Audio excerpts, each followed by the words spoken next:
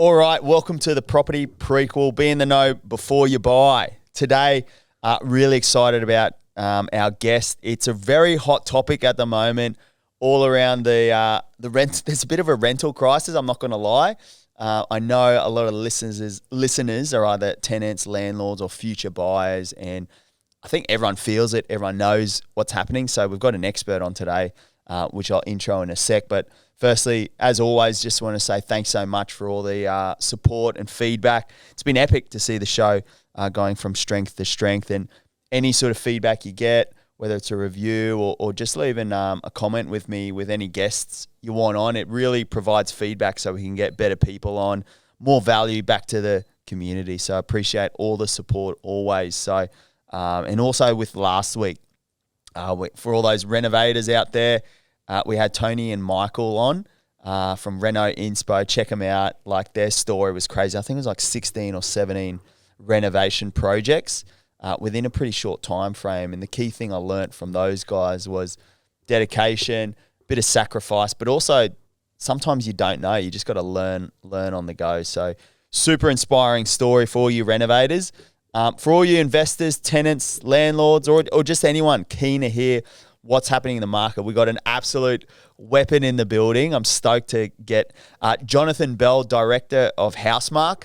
They're one of Southeast Queensland's biggest property management firms. They're just kind of taken over, in all honesty. And Jono's fresh off ARIC stage as well, the Australian Real Estate Conference, the biggest conference in the Southern Hemisphere. He was a keynote speaker there as well.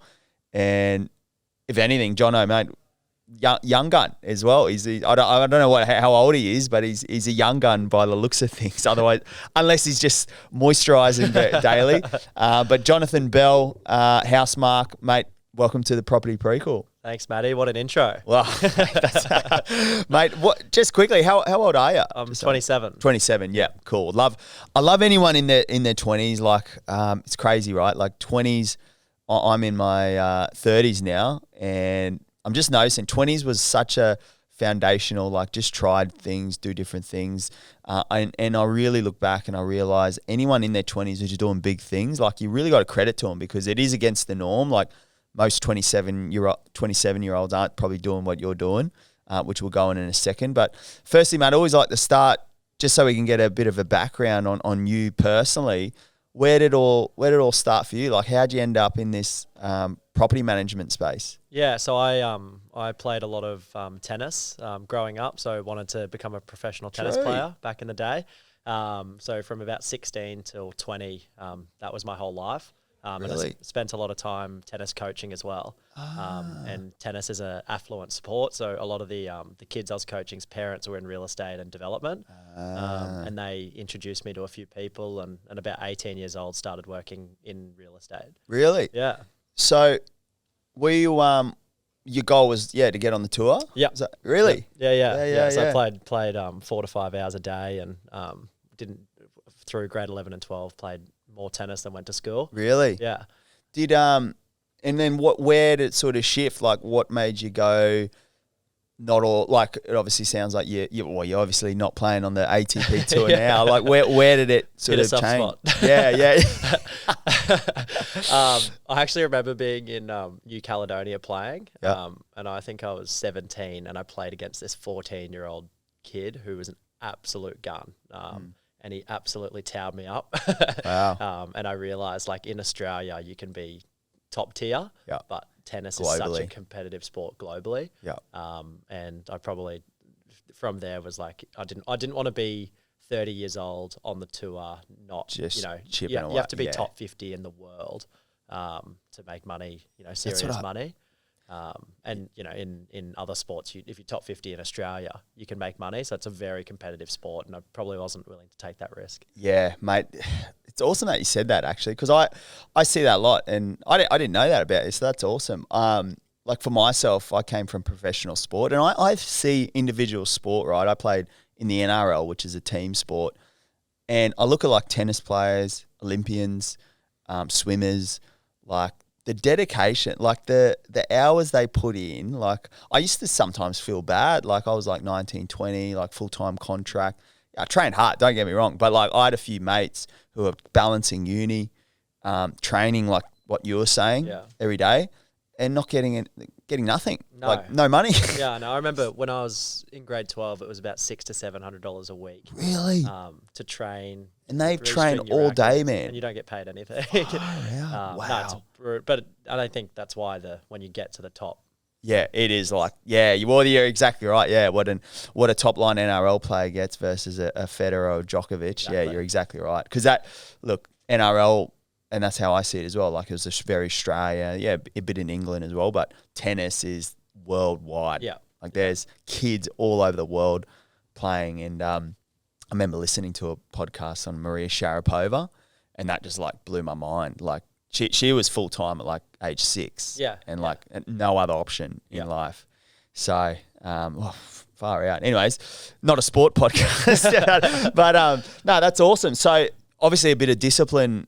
That's a good backing there. So you've moved into, you said real estate, and that came from the tennis thing. Yeah, and I think I learnt a lot of hard work and discipline. And, early riser, late finisher. So I think those things really set me up to be, perform in real estate, and it's such a competitive sport. Yeah. So I think real estate's the most similar thing to sport. Yeah, mate, 100% agree. So what field of real estate did you initially start in? Yeah, I worked at a few different agencies, and that's probably where I got the idea to start my business. Yeah, okay. And a lot of the agencies I work with were sales-based businesses. Yep. And then they had a property management arm. So typically an agency is a sales principal, and then they employ someone to run a property management division, but it's not their core focus. And I think property management is such an important part of an investor's journey. So I thought that the business should be based around the property management side of things. Like that's the ongoing relationship. The sales is the transaction, but PM's the ongoing relationship to maintain that property. So I started a property management only business 4 years ago, and it's quite rare to have a business that solely focuses on PM and focuses on the landlord and the tenant service. What changed for you though when you went into that original agency, and for you to think, I want to do it myself? Was there any catalyst that was like you're seeing maybe a pain point or something you could do better, or like what was the catalyst for you to go out on your own? Yeah, I think a few things.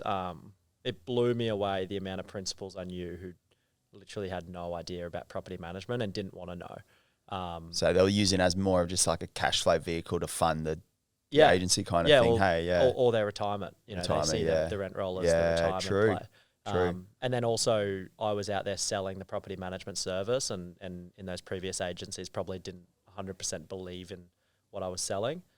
So I wanted to do my own thing where I could control the whole process. And I knew if I said to someone to bring their property across, that they'd get the service that I said I'd deliver. Yeah. Just take me back quickly, because this is a cool one. I love how you took the leap, as they say. Mate, what's some advice there? Like, you would have been scared, I'm sure, or fearful. I don't know what was the emotions there, and what's some tips to people who might be literally in those shoes right now? Yeah, I was 23 when I started the business. That's young. And no financial backing or anything. So I was shit scared. Yeah. But I'm so glad I did it now. And I think people overcomplicate it. And I think in your 20s, you've really, like, worst case scenario, you can go back to that agency, you can go back to that job. Like, it's, people build it up in their head that it's a bigger thing than it is. And it's not as hard as, people think. If you just get going and you get your first client, you look after them, you get your second, you build momentum. So I always personally think that, it sounds and feels bigger than it actually is. And as soon as you get started, the biggest thing I hear is people say, I wish I did it earlier. Yeah, you're exactly right. Yeah. Just bring that one a little bit close. Yeah.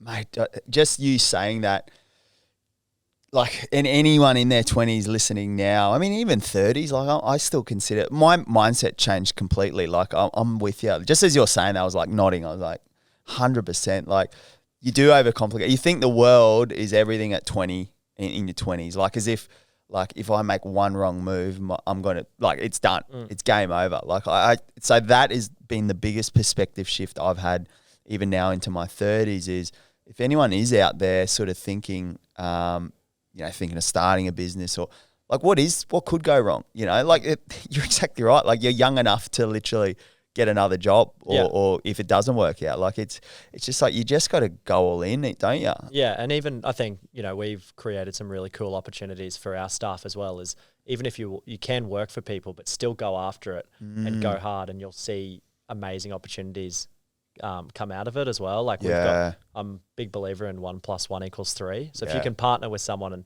and have less of more, I think that's a really good outcome. But it really just comes down to taking ownership of what you want to create. Yeah.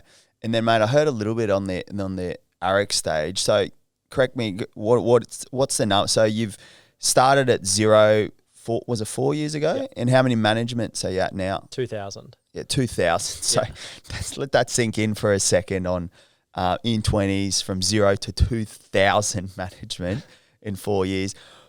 What's the process? Like why, or how have you been able to scale that so quickly? Because PM, from my observation, I'm no PM expert, but I'm a property investor in my personal life.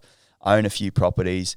I see it as pretty basic. I've got PMs doing things here and there, but mate, every 6 months it seems like I'm talking to a new PM. So from the outside looking in, me as a landlord for a few properties, I sort of think with all those property, like the turnover is it's huge. massive, is it? It's a tough job. Like I bet. Dealing with me saying, no, I'm not paying for that. You got tenants, you got landlords, you got tradies. So, the actual property management job is a tough job. And I think, it comes back to what I was saying before about the sales principal doesn't understand how tough it is, and they don't probably give the property manager the support, guidance and training that they need to enjoy their job. True. So we've, because I managed all the properties myself for the first 12 months, having that empathy when you recruit and actually be able to train them. So you've been in the them. dirt. Exactly, yeah. So I think that's been a big part of our recruitment and our retention piece for our staff. And I think to the question of how we got to 2,000, having one focus, there were so many opportunities through the last 4 years to divert and do something different. But I think the fact we only did property management and that's all we focused on, really gave us that exponential growth. Love that. Sticking to niching in and staying super focused. So that's a really good tip there, because I know a lot of business owners, get an idea of this and a bit of that, and so they spread themselves too wide. But what it sounds like to you didn't even focus on the sales; that you're just straight PM and that's it. Become an expert at one thing. Yeah. And within 2 years, because there's so much churn, we started to get a profile of being the property management guys to talk to.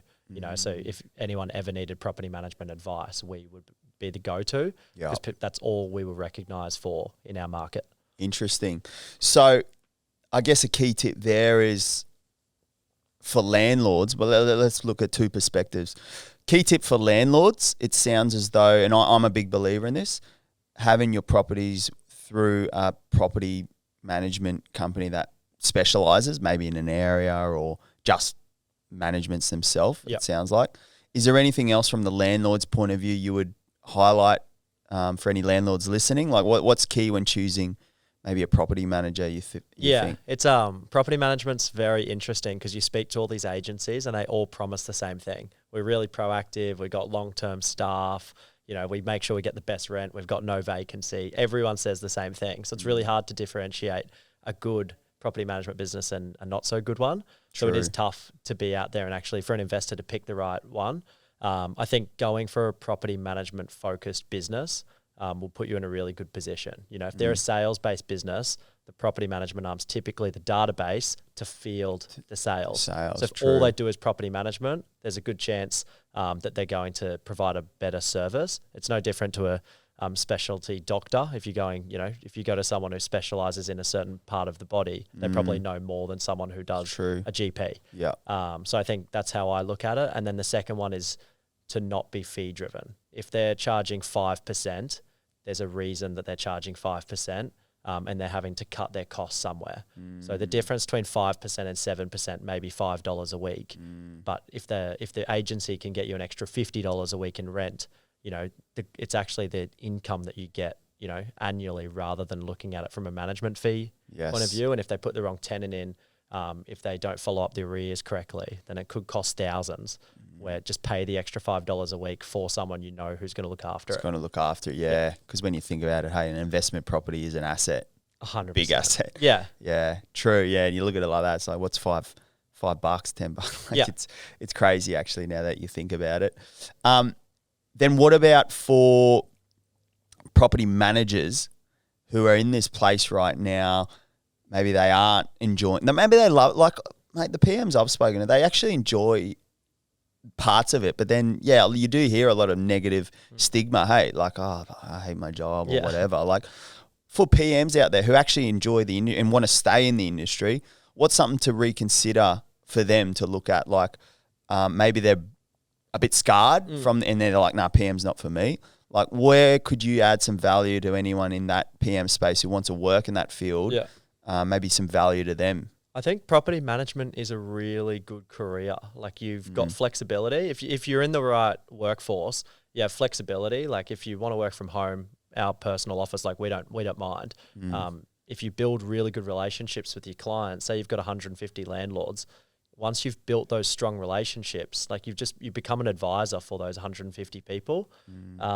And, you know, you get to see beautiful properties and you get to work with, you know, you're an important part of people's lives. Like, it's where people live. So I think you play a really important role, and there is really good financial upside if you're in the right agency and there's the right KPIs and bonuses in place. So I think changing that mindset, it is a really good career, and we really focus on creating careers for property managers. But I think, you know, it's all down to the workforce you're in, and probably two tips is, one is, you know, control the controllables, and as a property manager, don't blame, you know, where you work. Like, be the best at what you do, and then opportunities will come out of that. And I think, you know, be really, really good, and then no doubt you'll be people knocking on your door, asking you to come work with them, and then you'll continue to elevate your career. But I do see a lot of people in that workforce blame the agency, and then they get in a bad headspace, and then, you know, then they just go through the motions for years. Yeah, that's very true. That's some really good advice there, mate. That's really awesome, because it lifts the hood a little bit on, I guess, that what the question I asked, how did you get from 0 to 2,000? That was awesome. So that's just a really good perspective from, I guess, landlord side, the property manager side, because they're the ones doing the work there. Just before we touch on a really important factor of this episode, which is the current rental crisis, I'm very keen to hear there. Lastly, on the business side, just for my part, because I love business, we've chatted off air. Mate, what's been the biggest thing from a bit? Because obviously you can't manage 2,000 rentals on your own. Yeah. So obviously you've learnt the ability to delegate, structure, those sorts of things. Yeah. What's some advice to people who want to maybe get to 2,000 managements, or anyone in business who wants to scale to a certain level, but obviously they can't do all the in the business stuff, more so on the business? What's some key tips you've learned on that journey? Yeah. So we've got about 35 staff in Australia. So we've had to spend a lot of time on recruitment over the last 4 years. And I've been blessed that we found some really good people along the way as well. So got some really good leaders within the business. And I think I put it down to, it's so simple in regards to just be a good human, and look after people, and show a lot of respect, and you'll be amazed at how much they give back as well. And I think a lot of leaders treat their employees like a dollar sign or like a production line. If you actually care for them and try and like look at what they want to achieve in 3 years, and as an owner of the business, how can you help them get to where they want to go? It creates so much loyalty. And a mentor of mine said, people will all continue to let you down over and over again, but you can never give up on people, because that's the only way you can grow a business. So that's a lot of people get let down once, and then get down twice, and then they're like, oh, I'll just do it all myself. And then they can't scale. So I think the only way to get to 30, and they say you got to slay a few dragons to get to the princess. There's no difference in employment as well. So that's one thing I've learned is, you know, there's been a lot of people who've come and gone and had big aspirations for them, but it hasn't worked out. But now we've got a really solid team, and enjoying it a lot. How did you find, this is one I feel a lot of entrepreneurs, business owners, or even people who are working inside of a business who want to scale in their career, is letting go to Yeah. grow.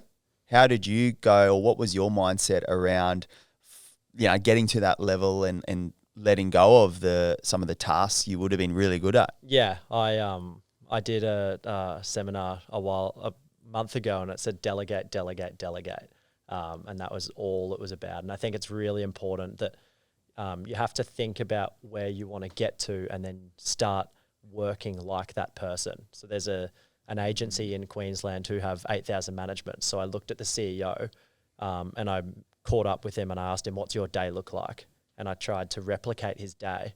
And anything that wasn't, sorry, my phone's, anything that wasn't growing the business or working on the business, I delegated to people, and I trusted them because I also think you find people who are better than you at the things that you don't want to do. That's true. But you just can't, you just have to accept that they're not always going to be able to do it to your level, or they're going to make mistakes. But if you want to get to where you want to go, you have to let go.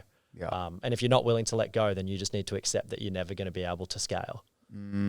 Really good point there. That's some critical advice, and really relate to that. Like we've spoken off air, and I'm in that in my business journey as well. And the hardest bit is, you do have to let go. And you're right. If you have an expectation, like they need to be at your level or better. The thing is, if you let them, give them the space needed, that you'll find out they are better. Yeah, I went to Europe this year, and I came back, and it took me 3 hours to catch up on a month's work, and we had a record month because I just got the Richard Branson create a crystal clear vision, find the best people in the world to execute it, and then get out of their way.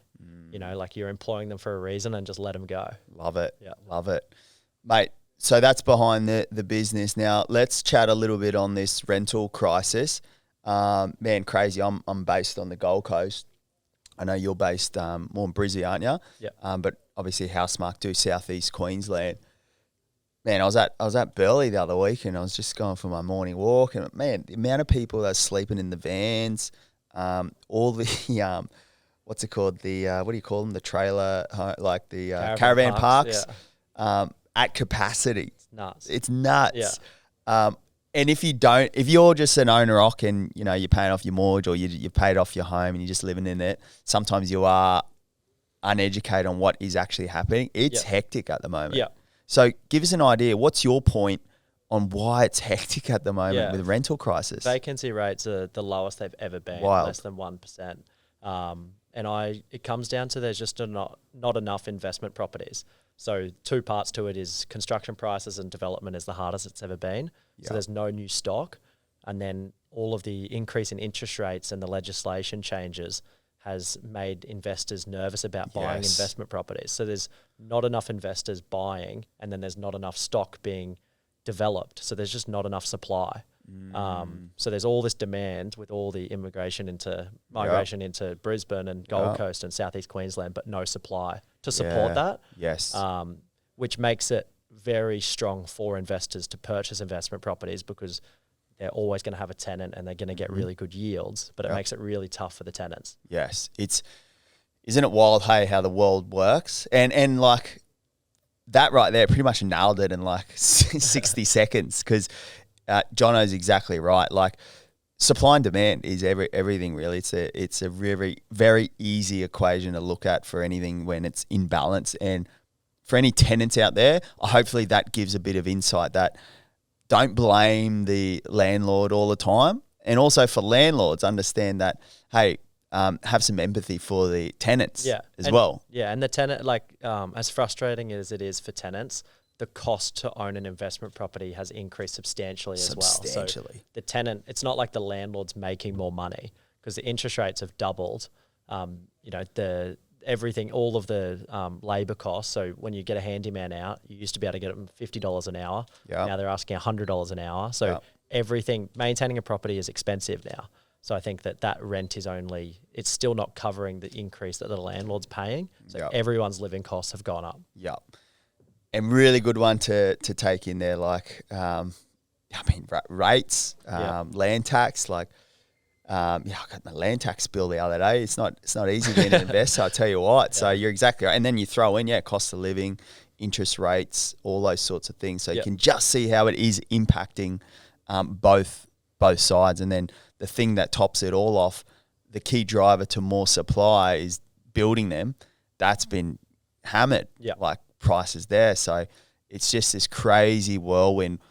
Interested to know, what's your thoughts on the next maybe 6, 12, 18 months? Yeah, I don't see it changing.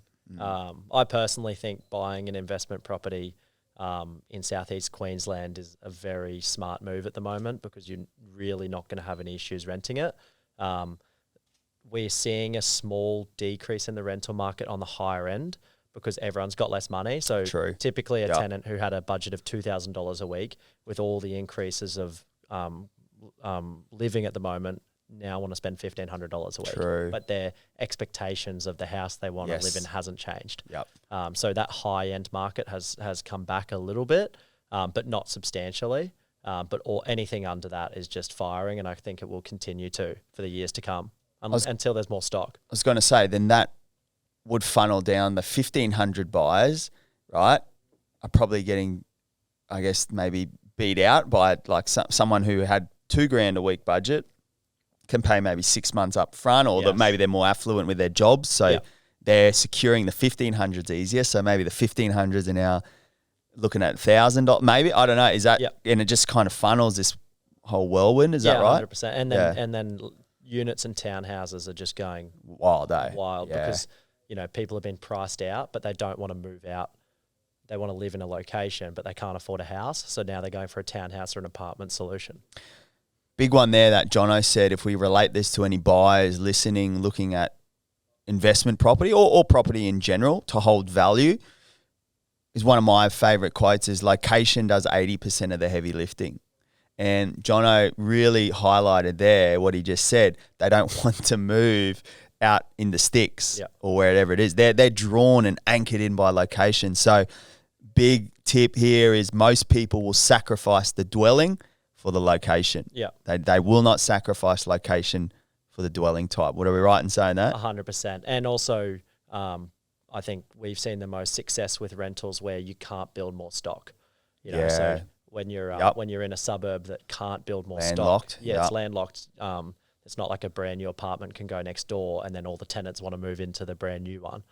So where there's limited supply, we've seen continual increases to yields. Jeez, love that. Just like, that gets me pumped up, because I always preach on investment properties and whatnot. Go into the owner-occ areas. Go into the where the hubs are, where people want to live, and the location, and try and stay away from what we call landfill areas. So areas like, a good example, like between Brisbane and the Gold Coast, there's a bit in the middle. It's just pure land. So you can get really cheap assets sort of the fringes of those suburbs, right? Which is good, looks good on paper. But what I always say is, over time, your investment property is going to be counteracted with more supply just in the next suburb over, and the next suburb over. So, but if you're in the hub where it's literally, you cannot build any more land. And one thing around southeast Queensland that I'll add is, there's ocean to the east, there's hinterland to the west. It is purely landlocked in between. So that's why you're seeing a lot of cranes at the moment. You can't build anything. You got to go up. So, and the cool thing around southeast Queensland, some of the zoning laws, there's height limits. Like you can't. So if you're in one of those houses on a block in these landlocked suburbs, like, your rent is just going to keep banging up, which is exactly what, truth be told, for the last decade I've seen. Like, in some of the suburbs, I've been fortunate enough to invest in, some of my mates, things like that. Every single 6 to 12 months increases, always. Quick one on that. What's this rule around the rent increase? Only once every 12 months? So give some landlords perspective on this new legislation, is it? Yeah. You only usually increase the rent every 12 months anyway. So all these little changes aren't making any impact to the landlords. They're just scaring landlords. So basically, once per 12 months in Melbourne, you have to prove. So Melbourne's usually a few years in front, and they're more tenant favoured. So so they you have to prove what the rent is. So you can't just say it's $1,000 a week. You have to show evidence of why, and it has to be at market value. Whereas Queensland, it's once every 12 months. So most agencies are only once every 12 months anyway. So I think it's just important to make sure that uplift is at market value every 12 months. That's a big one as well. Huge feedback for any investors out or people wanting to buy an investment properties. This is why a property manager is also important. They will continually check on if you're getting market rent. Yep. Because I can tell you now, like it does take time. You have to look at what are the rents, what's the current. PM should be onto it saying, hey, we should add a bit more or whatever it is. The big one as well is periodic leases. Yeah. So they've changed it where if you're on a periodic lease, which is a month-to-month lease, you can't kick the tenant out. You can't have the tenant vacate unless you're selling the property or doing a major renovation. So it's really tough to get them out. So you always want it on a fixed term lease. Wow. So if it's on a fixed term lease, you can give them 2 months notice for whatever reason at the end of the lease. So even if you're thinking about moving into it, we always say put them on 3-month leases at a time and have a fixed end date. Okay. Interesting. That's a really good tip there. So rewind that for anyone if you are thinking of investment prop, but also tenants as well. That's really good for their rights. Quick one. I'm just thinking about it now. So if your lease ends and then they fall automatically in a periodic lease, you can't get them out.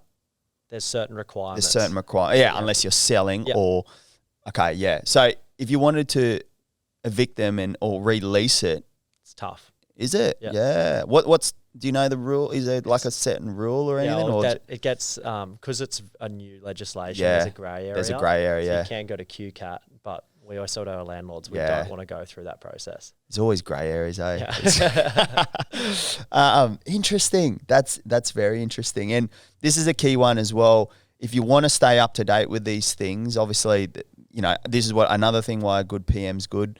Checking websites and that, but the laws and everything change monthly. Like I kid you not, there's always things to be mindful of. I remember they were going to do that crazy land tax rule. Like as an investor, I was like, that doesn't make sense at all. And then they scrapped it after like a few weeks or whatever. So the government is aware of what's going on and they're trying things to help obviously tenants and landlords. So now that we looked at landlords, what about tenants? For any of the tenants who have got the ear pods in listening, they're frustrated, they're hurt, it sucks, I know. What's some key tips for them at the moment? Yeah, I think if you're looking to rent a property, have all your information ready before you apply. Yeah, I've heard that tip. Yeah. Make sure that your current property manager gives a reference as soon as possible. Make sure your employer gives a reference as soon as possible. A lot of agencies want to make a decision on the Monday after the Saturday open home. So have all your information ready, give them as much as they can, and try and build a relationship where you can with the leasing manager or whoever's in the business, and you'll have a good chance of getting it on the Monday.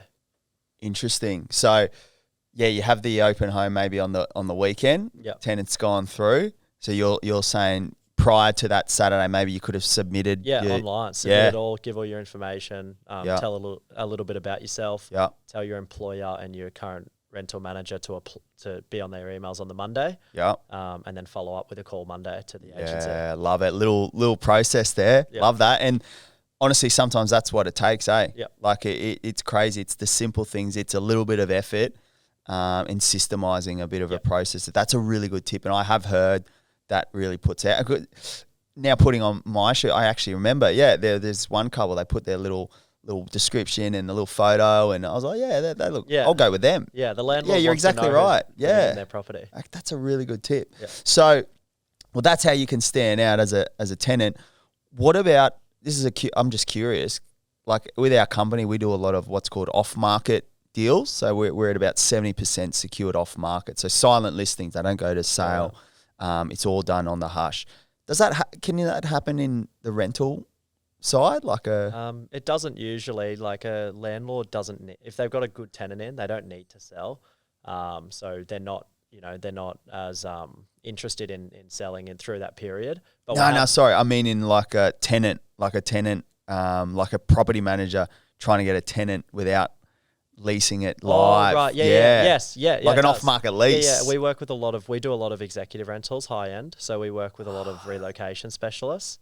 So they'll contact us and say they've got these 3 clients interstate or overseas, and this is their budgets. What have you got coming up? And we really enjoy working with them because we can trust, the quality of the tenant. Yep. And also then we work with our current tenants. If they're good quality tenants and they want to move, we'll try and place them in another one of our properties. Yeah, interesting. Yeah, so there's a bit that goes on behind the scenes as 100%. well. Yeah, interesting. Well, there you go as well for tenants. So it sounds as though if you had a good relationship with the PM manager, if you're a tenant listening right now, relationship with that PM, because it's front of mind. Yep. Application ready, load the gun up, have it all set, have your references set, and then it sounds as though be proactive. Don't just wait for the PM to give you a bar. Like you get on the phone, email, follow-up call, let them know you're ready. And have your bond and deposit ready. Love it. Guns loaded. There you go, tenants. It is tough out there. Huge empathy for tenants at the moment, but there are some ways you can stand out from the crowd as a tenant. And mate, as we wrap up, man, that's been phenomenal. I'm loving this chat. What about in terms of just the market in general? Let's be specific on Southeast Queensland because that's probably your forte. Where are you seeing the market? Just brutally honest, and where you're seeing it future wise. Just in terms of the whole scape. Yeah. I think I've seen units and townhouses really have a huge uplift since COVID. So we're seeing huge increases in rents there. I think the executive rental market's still really strong. So between $1,000 to $3,000 a week has come back a little bit, but it is still really strong. And you typically find really good quality tenants. I get a lot of investors call me saying, who would spend $2,000 a week in rent? And it's a lot more than you think, especially business owners where their money's better spent in their business. And then there's tax, they can use that as their office as well. So there's tax implications there. Yeah. So there are a lot of tenants in that space and they're usually really good quality tenants. Good point. And then I just think that we're just going to see yields continue to increase. Yeah. I think I was listening to another podcast and they said living in Southeast Queensland for the next decade, you've basically won the lotto. There's we got the Olympics. There's so much infrastructure coming in. We're really being put on the map. So I think that rents will continue to go up, and I think property prices will be reflective of that as well. Really good point there in terms of winning the lotto. You're pretty much right. Hey, like the amount of inquiry our buyers agency's still getting from interstate or Brisbane coming down to the Gold Coast, like it's just wild. We did two transactions this week off market. Both of them were actually overseas. So you're like on the map. Yeah. Like I'm talking in US, like they're like, oh, yeah, Gold Coast, like we love it. We went there one. Yeah. But it's like Brisbane, Gold. Yeah, you're exactly right. Like climate's good. Like it's still somewhat affordable, and people who are struggling in there just realize like Sydney, Melbourne, we talk about unaffordable. That's at another level. Yeah. So you sort of put all the dots together with migration, shortage of labor. They're all starting to come back in now. Like it's like this huge like whirlwind of things and mixing all together that it's basically bound to do really well over the next decade. Yeah, like it just really has exciting. to. Which is exciting. It's awesome. So, mate, as we finish off, I just want to find out like what is it for you, like legacy piece with Housemark and where you want to go as an owner and the industry in general. Like where do you see yourself? Yeah, I'm loving the journey. I really enjoy working with my team. So creating opportunities for them to continue to grow and take leadership opportunities is where I spend a lot of my time now. And then just changing the perception of property management. And our vision is to change the status quo. Yeah. So to be the market leaders, and we always say in Southeast Queensland, if someone's renting out their property, they need to get a Housemark agent in. So they just always think we need to get someone from Housemark to come and look at our property and give us some advice. Yeah, like really changing the scape. Yep. Yeah. What about location-wise, just Southeast Queensland? Like, do you have anything else on your radar, you think? Or? Yeah, we'd love to be national. For us, we need to find good people. So if someone's a really good quality human in Sydney and has what it takes to help us move into that market, we're more than happy to do that. But we don't want to move into new areas until we know the right person can lead it. Yeah, that's what they say, eh? Like, people is everything, eh? Literally, like good people. And talk about supply and demand. It's scarce. Like it's really scarce to find good people, but it's also even more scarce to find good leaders. Exactly. Who'll get them. So, mate, that's awesome feedback, and it's awesome to see the business doing well, and just some of those insights on the market. Any tenants, landlords out there, rewind that and save it up. Mate, lastly, I always finish just a bit of a fast fire. First thing that comes to mind on the property front, right? Any location, any dwelling type. I reckon I know where this first question's gonna be, but first thing that comes to mind. So, any location, any dwelling type, right? So, first one is holiday home.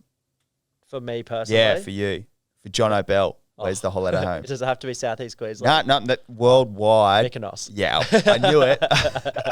I was picturing white arched villa in like Greece. 100%. So yeah, okay, yeah. Oh, that's the holiday home. What about investment property? Where do you think? All right, pure non-emotion, set and forget. Gold Coast. Yeah, Yep. yeah. What? Just a house, villa? What do you? House. You know, a big block of land. Yeah. As close to the beach as possible. Oh, love it. Yeah. Blue chip. Yeah. What about in terms of maybe the party home? Where's the party? I know you're not too much of a partier, but where's the party home at? Ibiza. Greece. Everything's just got to stay in Greece. And then, mate, lastly, where do you think the forever home will be for you? It's a good question. I've tossed that up. Probably. I am very young, so who knows? Yeah. But I'd love to do 9 months at the Gold Coast, 3 months in Europe. I'd love to be able to do summer at the Goldie and then go to summer and then in go Europe. summer there. Yeah, so I think straight sun. Yeah, I think Burleigh to Palm Beach. Yeah. Is my happy place. I love it there. Yeah, it's a good spot. Yeah. And mate, we heard it before, but just what's probably, if you were to summarize it all, what's one key takeaway for buyers you can add value to them for the rest of 2023 where we're at? Like if you just punch them with a quote or just with some advice. Use a buyer's agent. No, I think get some really good people around you, and you know, people spend more time looking for their car than they do their house. Yeah. You know, so interesting. You're they right, do more research on a car than a house. So I think make sure you've got some really good people around you and spend the time to make sure it's the right investment, because if it's the wrong one, it can set you back years. Yeah, that's true, eh? It seems like you've got that ingrained here, the instilling people, outsourcing. Yep. And it seems a really key trait of any successful person I've spoken to. It's always people. Yep. It's always people being able to let go, train them, develop, lead. Build a good team. In whatever part of your life. Yeah. No, that's awesome, mate. Cool. And mate, who's your favourite tennis player? I forgot. I wanted to ask that at the start. You look like the Tits. Mate, when I was in Europe, everyone thought I was Tsitsipas. Yeah, actually, it just come. You look heaps like him. But probably Leighton Hewitt. Yeah, because he was he had, compared to the others, he had no talent, but he just worked just so the grinder, hard, right? and just fought so hard. Yep. So I like that type of quality. Yeah, sick. Yeah. Awesome, man. Cool. Well, thanks for coming on. Thank you.